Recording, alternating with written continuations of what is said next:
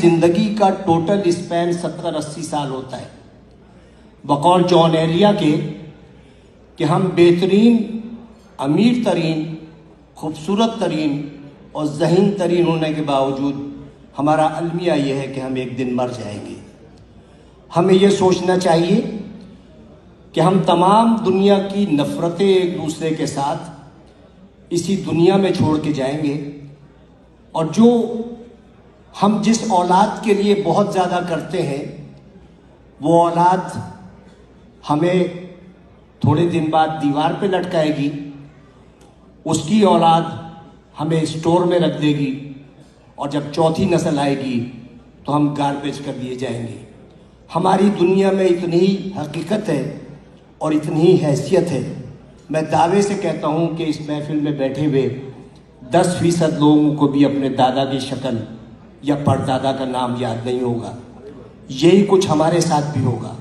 ہم لاکھ دنیا میں فن خوان بنے رہیں، ہم لاکھ دنیا میں یہ کہتے رہیں کہ وہ آگے کیوں بڑھ گیا، وہ پیچھے کیوں ہٹ گیا، لیکن یقین جانیے اللہ تعالیٰ نے جہاں انسان پہ اتنے احسانات کیے ہیں، وہاں ایک بہت بڑا اس کا احسان یہ ہے کہ اس نے 3 چیزیں اپنے پاس رکھی ہیں۔ وہ چیزیں یہ ہیں کہ میں جسے چاہے عزت دوں، جسے چاہے ذلت دوں، میں جسے چاہے زندگی دوں، جسے چاہے موت دوں، اور میں جسے چاہے رزق دوں اور جسے چاہے مفلسی دوں۔ اب آپ سوچیں کہ اگر عزت دینا میرے جیسے کسی چھچورے آدمی کے ہاتھ میں ہوتا تو عزت دار صرف میں ہوتا اور آپ سب کی بے عزتی ہوتی۔ اگر رزق دینا میرے جیسے کسی آدمی کے ہاتھ میں ہوتا تو میرے گودام بھرے ہوتے اور آپ سب بھوک سے مر رہے ہوتے۔ اگر اسی طرح زندگی یا موت میرے ہاتھ میں ہوتی تو صرف دنیا کی آبادی ایک شخص کی ہوتی، کیونکہ میں سب کو موت سے ہمکنار کر دیتا۔ اس راز کو سمجھنے کے لیے ضروری ہے کہ محبت اور نفرت کے بنیادی فرق کو سمجھیے۔ بہت بال برابر فرق ہے۔ محبت کے لیے کہتے ہیں کہ محبت اندھی ہوتی ہے، محبت اندھی ہوتی ہے اور نفرت اندھا کر دیتی ہے۔